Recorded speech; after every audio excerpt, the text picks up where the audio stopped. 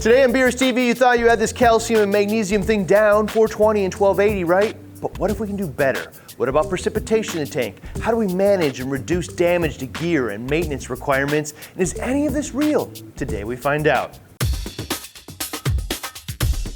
Hey, this is Ryan with BRS TV's Master Series, diving into that gap between good, great, and all the progress left on the table.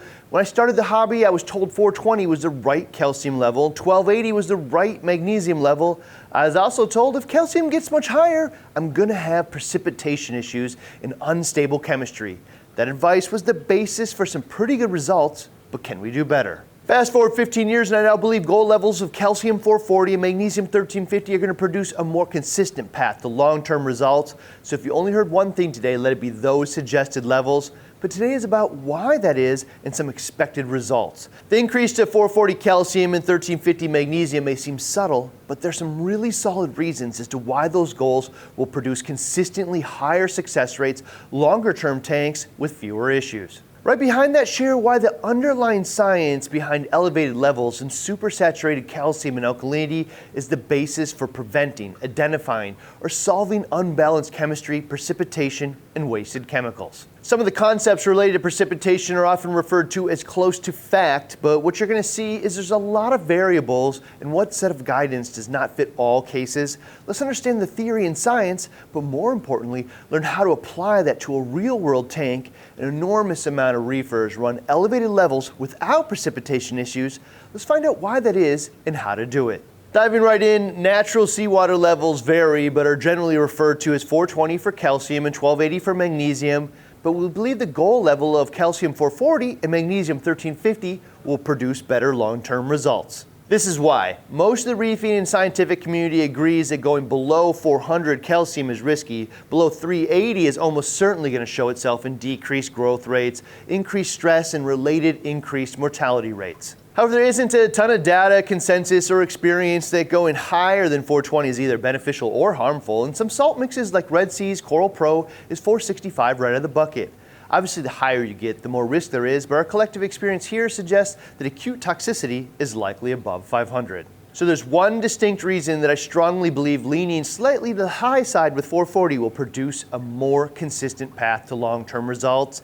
It's not because we've caught the white whale in a perfect number for all corals' metabolic health. It's because it's a safe number with a solid buffer for mistakes. A range of corals thrive in, and most importantly, has that 40 to 60 point buffer from real danger in either direction. So why will that kind of buffer produce better long-term results? A few reasons. Like it or not, our test kits are not as accurate as you think they are. How reefers read the endpoint is widely different between individuals. The level of care put into procedure is different as well. Just to give you a reference, we did a video where we had 5 different people test 6 different calcium test kits. The variations between users on the same kit was as little as 10 points with one kit, but as much as 85 with the NIOS and 60 in the Salifert. These variants often are less about the test kit itself and more about how carefully the procedure was followed and how we all read the endpoints. On top of that, some test kits, or even lots, are just more accurate, easier to perform, less dependent on perfect procedure, or actually, some are just harder to read than others. In most cases, mastering something means honing in on the perfect number or solution. In this case, I think it means mastering the tools, and a perfect number acknowledges and accounts for the accuracy window of the tool. For the BRS team, we found the Red Sea Calcium Test Kit to produce the most consistent, easy to read results, and because of that, what most of us use here. In addition to that, long-term success also means accepting and accounting for the inevitable. Sooner or later, your 2-part jug or calc container will run dry, likely many times. Dosing pump tube will get clogged, or 50 other things that can stop calcium addition to the tank. That extra 20 points from 420 to 440, a buffer that isn't too high, but gives room for mistakes and common equipment failure. The only thing that this goal doesn't cover is, will the slightly elevated calcium level cause precipitation in the tank? Particularly when paired with the suggested 9 DKH from the Master Alkalinity episode.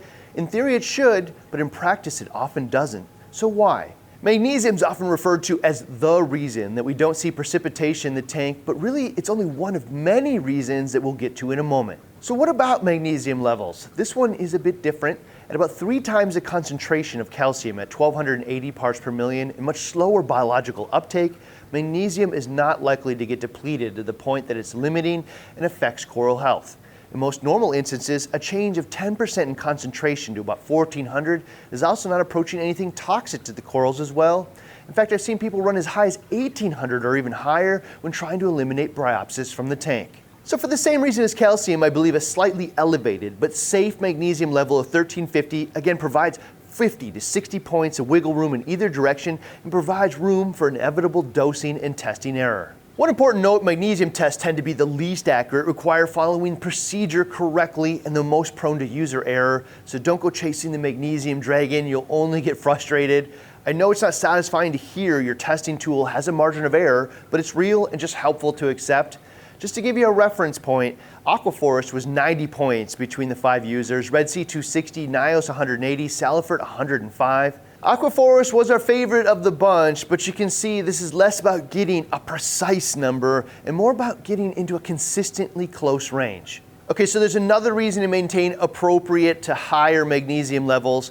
Without magnesium, we'd not be able to maintain common calcium and alkalinity levels in the tank. The carbonate, alkalinity, and calcium would find each other and then permanently precipitate out into insoluble calcium carbonate. Net result is consistently dropping calcium and alkalinity levels, as well as white crust forming on all kinds of equipment in the tank, pumps jamming, and increased maintenance. However, magnesium prevents that by poisoning the surface of the calcium carbonate crystal, preventing the calcium carbonate crystal from growing. Even though it's a bit reef nerdy, this is the master series, so you're going to dive into that right now. What causes precipitation, consistently dropping levels? What prevents it? And why is it different between various reefers' tanks who might have what looks like identical levels and tanks? This is valuable to understand at a deeper level because precipitation and difficulty maintaining levels are topics constantly covered by reefers, but most only have a fairly loose concept of why, and because of that, the solutions, or even better, preventive methods, are harder to clearly identify. First step is decide if all the supporting science matters to you. This is where science versus actual experience comes in. The science is legit, but there's variables in science. This is more about understanding the background so you can understand what you're actually experiencing or not experiencing in your tank and why. If you can ID the cause quickly, the solution is often easy. But more importantly, even if the general science suggests that elevated levels that you're running should have precipitation issues, if you're not using excessive amounts of calcium and alkalinity, you don't see visible signs of precipitation in the tank, there isn't tons of white crust forming on or inside the pumps and heaters, and your calcium and alkalinity levels are stable and easy to maintain, don't get lost in the science because you don't have an actual precipitation issue worth solving. However, the value of today's discussion is knowing why precipitation events can happen, help prevent future poor decisions, which will cause it, as well as identify the causes in real time with clear solutions. I can almost guarantee this information will be valuable to you or someone else that needs your help in the future. This is the easiest way to explain this. Most of us know the corals pull calcium and carbonate alkalinity from the water to form calcium carbonate skeletal structure.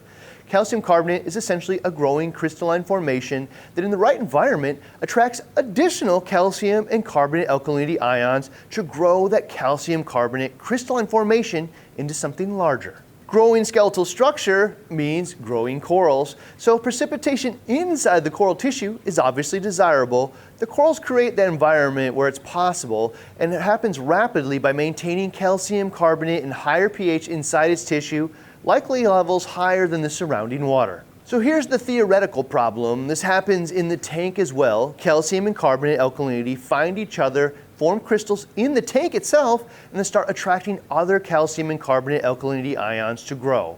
Often looks like white crust on surfaces or equipment, unstable parameters, and increased additive consumption.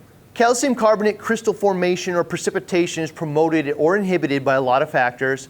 First, the concentration or levels of calcium and carbonate and alkalinity, testing, the concentration of magnesium, pH, temperature, and an additive system that you've chosen. Starting with that concentration or levels, there are balanced levels where it's generally agreed upon that precipitation is unlikely to be an issue, but going higher than that increases the chances. For instance, Tropic Marin has 2 salts based on a couple of stable variants. The Classic has a 9 DKH and a calcium level of just 3080 with magnesium around 1260. The Pro Reef has slightly lower DKH of around 7 and a higher calcium of 440 and a higher magnesium of 1350. All approximate numbers, but we've seen them stable in long-term storage. Actually, Randy's done multiple experiments on both of these salts with and without heat or flow, stored for prolonged periods of time with limited to no testable or visible signs of precipitation. This makes them a particularly good option for those reefers who mix their salt mix days to weeks in ahead of time and do not want to run into precipitation issues. However, as you start to raise the calcium and alkalinity levels from there will be more calcium and alkalinity than wants to naturally stay in solution.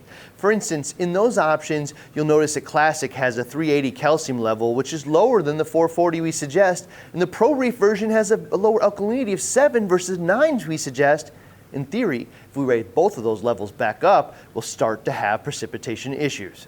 However, that doesn't always happen, and in fact might rarely happen. These are the reasons why. In fact, my home tank is currently running at 500 calcium and 10 DKH. That high just because that's what my salt mixed up to when I started the tank. This tank has no corals, light, or consumption, and has maintained those elevated parameters for months with zero additives or water changes, no signs of precipitation, visually or by testing levels over months. So why doesn't this tank have precipitation issues when the basic science says it should? Rather than one clear answer, there are several contributing factors. Understanding them is what will help you avoid these issues, catch them in real time, and more efficiently help your fellow reefers. Starting with the most frustrating piece, but again, one we have to accept and account for, the levels might simply not be that high, and either the test kit or the way that I'm reading it is higher than the real levels. So to be frank, some people might not have precipitation at really high levels simply because the levels are not actually as high as you think. In my case, it turned out that testing was part of the error, but it wasn't the test kits, it was salinity. In the end, my refractometer wasn't properly calibrated and ended up mixing the salt 1.5 points too high, which was a portion of why the levels altogether were too high. However, it doesn't explain why the elevated levels of 10 DKH, 500 parts per million calcium, have been there for months and not resulted in precipitation. What else is there? Time is next. Science tells us that calcium carbonate precipitation is likely to happen with elevated levels, and the higher the levels go, the faster it will happen. However, fast and slow is relative. Slow could be days to one person or months to another. In my case, it's very possible there's indeed some precipitation going on.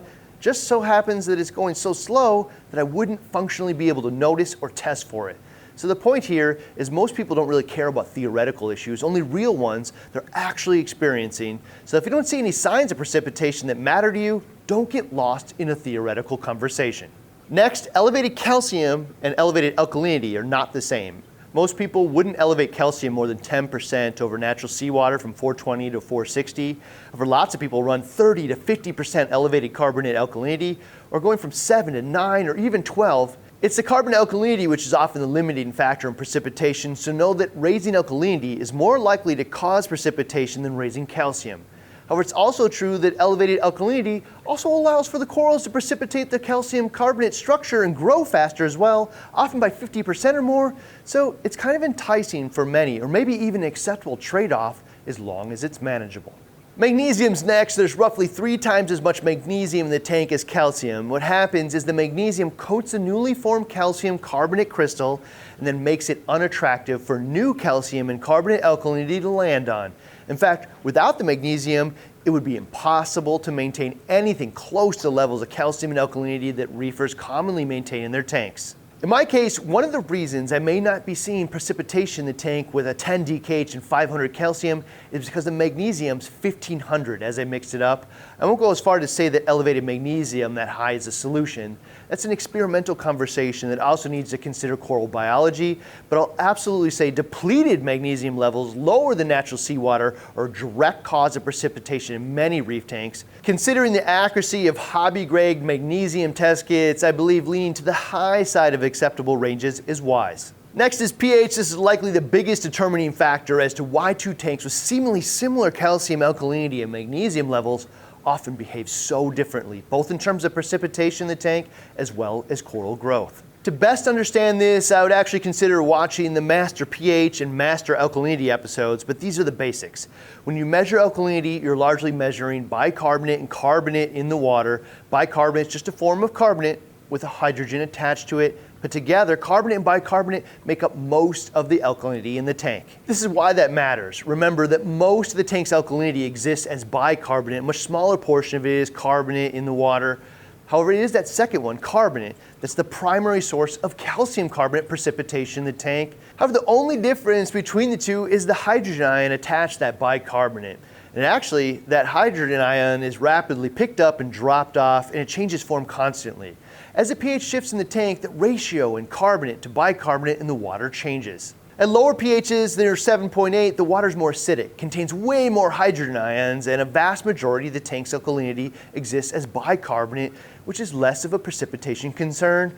Because of that, the lower precipitation in the tank, but also corals will grow slower as well. Meaning a tank which runs a lower pH can result in a clean tank and gear with lower maintenance, but also slower growing corals with brittle skeletons. However, at a pH of 8.3, the water is significantly less acidic, has much less hydrogen, and because of that, much larger share of the tank's alkalinity exists as carbonate, many multiples of what it would be actually at 7.8.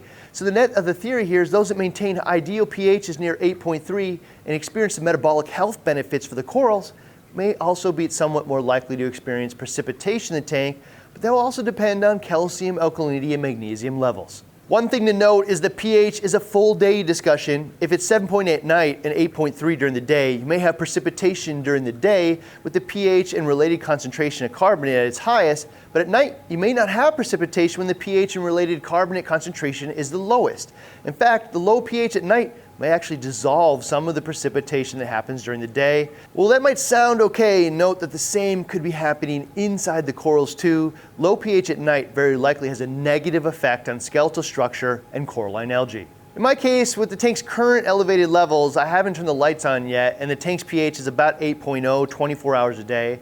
Once I get the algae reactor running at night and lights on the front or CO2 scrubber installed, we'll see if maintaining a stable 8.3 24/7 increases precipitation measurably or visibly. Next up is temperature. Calcium carbonate precipitates significantly faster at higher temperatures, another reason why people with seemingly similar parameters can have different net results. Some people intentionally run lower temps than others. Others do it unintentionally because they just haven't calibrated their heaters or controllers. I've seen countless heaters and controllers off by as much as 6 degrees out of the box.